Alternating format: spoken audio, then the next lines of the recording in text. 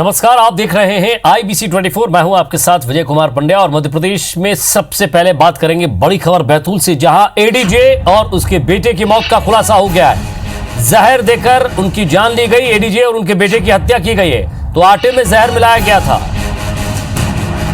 तो एडीजे की एक महिला मित्र ने आटे में उन्हें जहर दिया और इस पूरे मामले में अब तक 6 आरोपियों की गिरफ्तारी हो चुकी है। पारिवारिक कलह के चलते महिला ने यह तांत्रिक क्रिया करवाई थी। नंदकिशोर पंवार हमारे संवाददाता हमारे साथ जुड़े हैं। नंदकिशोर, सीधे तौर पर जब यह जांच चल रही थी तो पहले दिन फूड पॉइजनिंग का मामला आया, दूसरे दिन जैसे जैसे परत दर परत जांच आगे चलती गई ये समझ में आने लगा था कि यह हत्या है। जी, बेशक ये कहा जा सकता है कि कहीं ना कहीं धीरे धीरे इस मामले का खुलासा होते जा रहा था और इसमें सीधे तौर पर जो एडीजे साहब थे, इनकी महिला मित्र का इन्वॉल्वमेंट सीधे ही साफ नजर आ रहा था, जिसको लेकर पहले ही हमने बता चुके हैं कि इनकी गिरफ्तारी के लिए रीवा पुलिस टीम गई थी और रीवा से इस महिला मित्र को लेकर के आया था। साथ साथ इनके साथ और 5 लोग अन्य जो थे ये इनके साथी थे जो इस पूरे कांड में हिस्सेदार थे और इन लोगों ने मिलकर के ही एडीजे साहब और उनके बेटे को जो जहर मिला आटा दिया था, जिसकी वजह से इन दोनों की मौत हुई थी। कहीं ना कहीं इस मामले में एक बड़ी चीज सामने आई है कि विगत 10 सालों से एडीजे साहब इस महिला की पैसों से मदद किया करते थे और जब बहुत सारे पैसे हो गए और इनकी रिश्ते में थोड़ी कड़वाहट आ गई तो एडीजे साहब ने कुछ पैसे इनसे वापस मांगे कि जब आप हमारे से अच्छे नहीं है तो पैसे वापस कर दीजिए। इसी बात का शायद महिला को कुछ मलाल हुआ और महिला ने ये सारा षड्यंत्र रचा, जिसके बाद महिला ने जहर किसी बाबा के जरिए खरीदा, इस तरह का पता चला था और जहर के जरिए ही आटे में मिला करके एडीजे साहब को बुलवा करके दिया था कि घर में सुख शांति रहेगी, इस आटे से बरकत रहेगी। इसी के तहत जो बता करके आटा दिया था और उसी आटे की रोटी एडीजे साहब की वाइफ ने बना करके दी थी, जिसे खाने के बाद एडीजे साहब और उनके बच्चों की तबीयत बिगड़ी थी। जी नंदकिशोर, लेकिन मामूली पैसों का विवाद था, ये हत्या की साजिश रची गई। कौन कौन लोग शामिल थे इसमें और उस महिला का क्या कहना है? देखिए, इस मामले में पैसा मामूली नहीं कहा जा सकता, पैसे का कुछ बड़ा लेन देन ये कहा जा सकता है, क्योंकि बीते 10 सालों में एडीजे साहब ने कितना पैसा उन्हें एनजीओ संचालन के लिए और व्यक्तिगत उभार के लिए दिया था। तो कहीं ना कहीं ये लगता है कि एक बहुत बड़ी राशि रही होगी जिसे शायद वापस महिला नहीं करना चाहती थी। और इस पूरे कांड की अगर बात की जाए तो जो मेन जो आरोपी महिला है, इनके जो ड्राइवर है, इनका जो ड्राइवर है संजू, ये भी इसमें आरोपी बनाया गया है। महिला के जो फूफा है देवीलाल, इनको भी आरोपी बनाया गया है। और साथ साथ में छिंदवाड़ा के 2 और लोग हैं जो मुमीन खान, सलीम खान और कमल करके एक और है, ये सभी मतलब इसमें आरोपी है। साथ साथ इसमें ये कहा जा सकता है कि जो बाबा, जो मेन जिसको कहा जा रहा है कि बाबा ने जो जहर किया था, बाबा उर्फ रामदयाल जो छिंदवाड़ा का निवासी है, इसे भी पुलिस ने अपनी हिरासत में लिया है। शुक्रिया नंदकिशोर इस तमाम बातचीत के लिए। तो पुलिस ने खुलासा कर दिया है, एडीजे और उसकी बेटी की जो मौत हुई है उसमें हत्या का मामला सामने आया है। फिलहाल आगे बढ़ते हैं, बात मध्य प्रदेश की करते हैं। मध्य प्रदेश में आम लोगों के साथ अब नेताओं पर भी कोरोना का कहर टूट रहा है। विधायक, मंत्री से लेकर मुख्यमंत्री तक कोरोना से अछूते नहीं रहे हैं। वहीं प्रदेश के बड़े अफसर भी कोरोना की चपेट में आ चुके हैं। पिछले 15 दिनों की बात करें तो नेताओं में कोरोना तेजी से फैला है।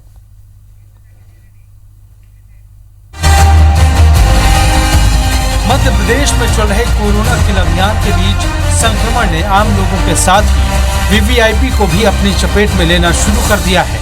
करीब हर दिन प्रदेश के किसी न किसी बड़े नेता के कोरोना संक्रमित होने की खबर मिल रही है। बड़े नेताओं में पहले ज्योतिरादित्य सिंधिया कोरोना पॉजिटिव आए, इसके बाद अब मुख्यमंत्री शिवराज सिंह चौहान संक्रमण का इलाज करा रहे हैं। बीजेपी के संगठन महामंत्री सुहास भगत की रिपोर्ट भी पॉजिटिव आई है। जल संसाधन मंत्री तुलसी सिलावट और उनकी पत्नी भी कोरोना पॉजिटिव पाए गए हैं। सहकारिता मंत्री अरविंद भदौरिया और राज्य मंत्री राम खिलावन पटेल भी कोरोना संक्रमित हैं। बीजेपी के संगठन मंत्री आशुतोष तिवारी, पूर्व एमएलए रघुराज कंसाना और विधायक गिरीश गौतम की पत्नी भी संक्रमण की चपेट में हैं। सीएम और 3 मंत्रियों और विधायकों के संक्रमित होने के बाद उनके संपर्क में आए बाकी नेताओं में भी कोरोना संक्रमण का खतरा बढ़ गया है। सरकार का कहना है कि कोरोना जाति, धर्म, अमीर गरीब देखकर नहीं होता। कांग्रेस के लोगों को भी हो रहा है और भाजपा के लोगों को भी हो रहा है, आम जन को भी हो रहा है। देखिए, बीमारी कोई भी हो, ये पार्टी देख के नहीं आती, जाति देख के नहीं आती, गरीबी और अमीरी देख के नहीं आती। रोग है, रोग के उपचार के बारे में कांग्रेस चिंता करे वो तो समझ में आता है। खुद जुलूस निकाला इंदौर में तो क्या का सोशल डिस्टेंसिंग का पालन किया था। हम पर उंगली उठाने वालों 3 उंगली आपकी तरफ उठ रही। इससे पहले की बात करें तो मंत्री बनने से पहले विधायक ओपी सकलेचा कोरोना संक्रमित हो चुके हैं। कांग्रेस विधायक कुणाल चौधरी, प्रवीण पाठक, बीजेपी विधायक देवराज सिंह, नीना वर्मा, राकेश गिरी, ठाकुरदास नागवंशी कोरोना संक्रमित हो चुके हैं।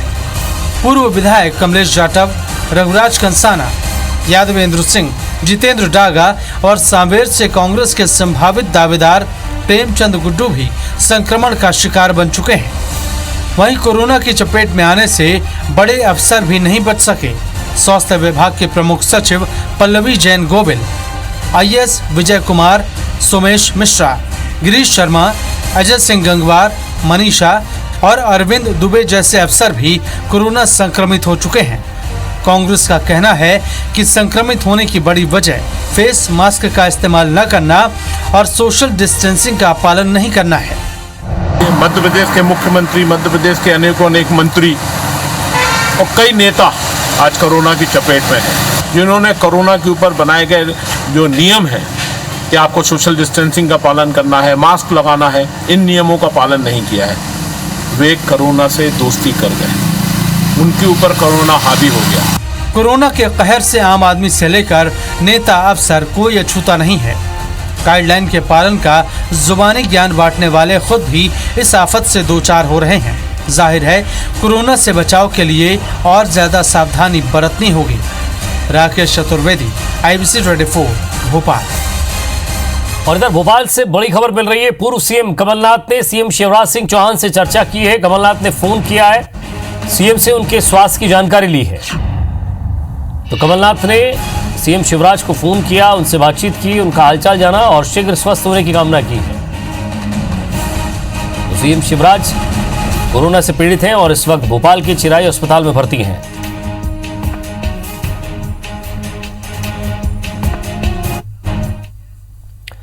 राज्यसभा सांसद विवेक तनखा ने सीएम शिवराज पर तंज कसा है। सांसद विवेक तनखा ने ट्वीट में लिखा है कि बीमारी कोई इवेंट नहीं है। कोविड अस्पताल में virtual meeting, staff visits, video बनवाना सीएम बंद करे। सीएम कोरोना मरीज हैं, वो अस्पताल में सिर्फ स्वास्थ्य लाभ लें। हम सबकी कामना है कि सीएम शिवराज जल्द स्वस्थ हों। इधर बीजेपी विधायक अजय बिश्नोई ने भी सीएम शिवराज को लेकर एक ट्वीट किया है। उन्होंने लिखा है कि सीएम शिवराज सिंह चिरायु अस्पताल में स्वास्थ्य लाभ ले रहे हैं। शुभकामना है कि वो शीघ्र स्वस्थ होकर वापस लौटे। साथ ही माननीय मुख्यमंत्री जी से अनुरोध है कि चिरायु अस्पताल में रहते हुए ये भी देखें कि चिरायु में ऐसा क्या है जो हम नो लिमिट बजट और सतत मॉनिटरिंग के बाद भी प्रदेश के एक भी शासकीय मेडिकल कॉलेज 4 माह में नहीं बना पाए, और क्यों प्रदेश के सभी वीआईपी चिरायु अस्पताल की शरण में हैं।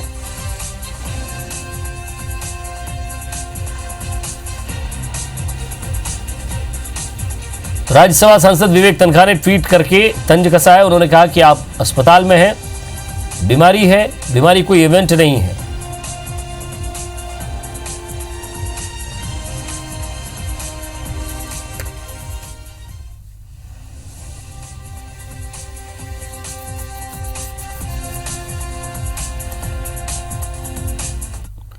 तो इस खबर पर और ज्यादा बातचीत के लिए हमारे संवाददाता राकेश चतुर्वेदी हमारे साथ जुड़ गए। राकेश, सीएम अस्पताल में है और लगभग बीमारी के साथ साथ वो अपना काम खुद भी कर रहे हैं, मोटिवेशन भी वहां से दे रहे हैं, लोगों को भी बता रहे हैं कि अगर आप को तत्काल पता चल जाता है कि आपको कोरोना है तो आप अपना इलाज कराएं, आप ठीक हो सकते हैं, डरे नहीं। लेकिन दूसरी तरफ सियासत भी है। राज्यसभा सांसद विवेक तनखा ट्वीट करके ये कह रहे हैं कि आप इसे इवेंट मत बनाइए। एक राज्य के मुख्यमंत्री हैं, उनके ऊपर भी जिम्मेदारी है और साथ ही साथ अभी फिलहाल उनकी प्राथमिकता ये है कि वो जल्दी ठीक हों, वो जल्दी स्वास्थ्य लाभ लें। साथ ही साथ प्रदेश की जनता को एक मैसेज भी देना है ताकि कोरोना से कैसे लड़ा जाए। लेकिन इस बीच सिर्फ और सिर्फ राजनीति और एक दूसरे पर व्यंग हो रहा है।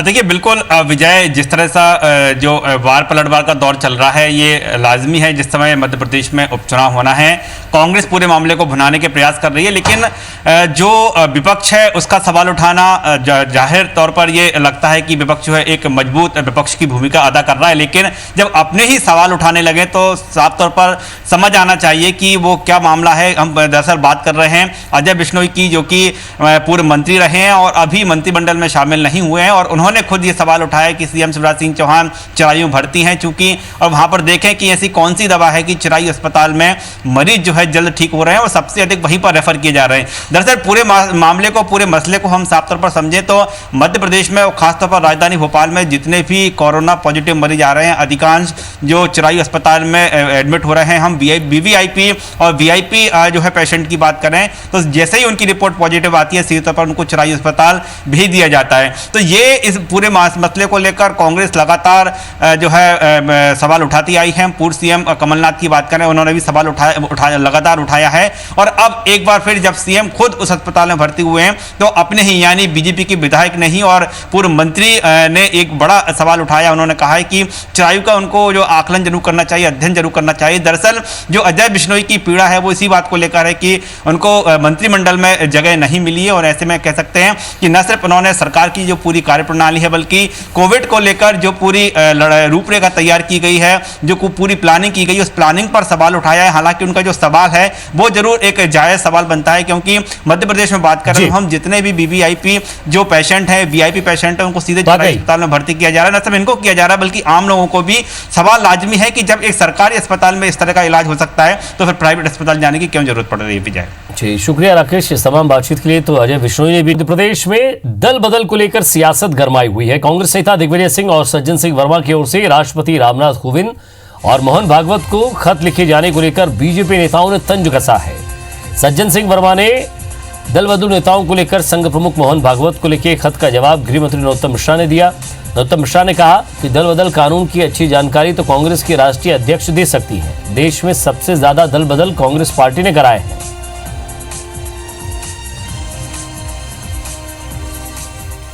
कोई भी व्यक्ति अपने जिस पार्टी से वो चुना हुआ है उसे अगर वो छोड़ता है तो ना केवल उसकी सीट खाली हो, लेकिन 6 साल तक वो कोई चुनाव ना लड़ सके और कोई भी लाभ के पद पर वो ना आ सके, इसका बंधन होना चाहिए। माननीय भागवत जी, आपका क्या अभिमत है?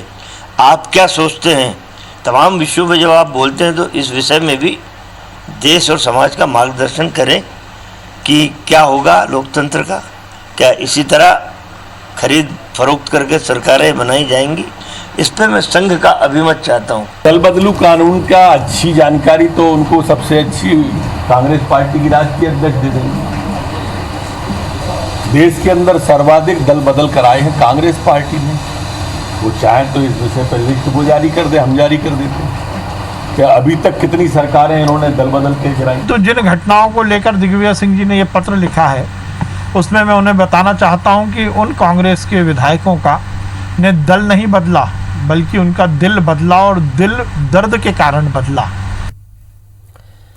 अनलॉक 3 की गाइडलाइन जारी की गई है। आपको बता दें इस वक्त की बड़ी खबर, 1 अगस्त से नाइट कर्फ्यू बंद होगा। 5 अगस्त से जिम भी खुलेंगे। मेट्रो रेल और सिनेमाघरों में पाबंदी जारी रहेगी। 31 अगस्त तक बंद रहेंगे स्कूल कॉलेज। तो अनलॉक 3 की प्रक्रिया में वो गाइडलाइन को समझने की कोशिश कीजिए, जहां 1 अगस्त से नाइट कर्फ्यू बंद होगा। 5 अगस्त से जिम खुल जाएंगे। मेट्रो रेल और सिनेमाघर पर पाबंदी जारी रहेगी। वहीं 31 अगस्त तक स्कूल कॉलेज बंद रहेंगे।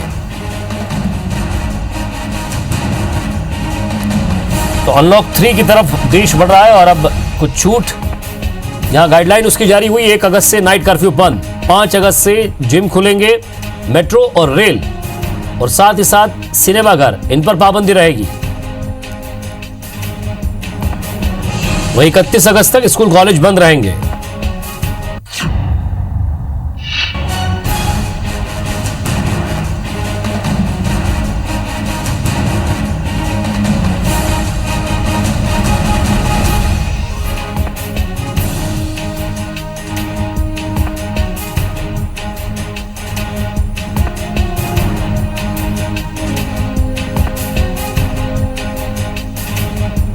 31 अगस्त तक स्कूल कॉलेज बंद रखने का फैसला लिया गया है अनलॉक 3 में।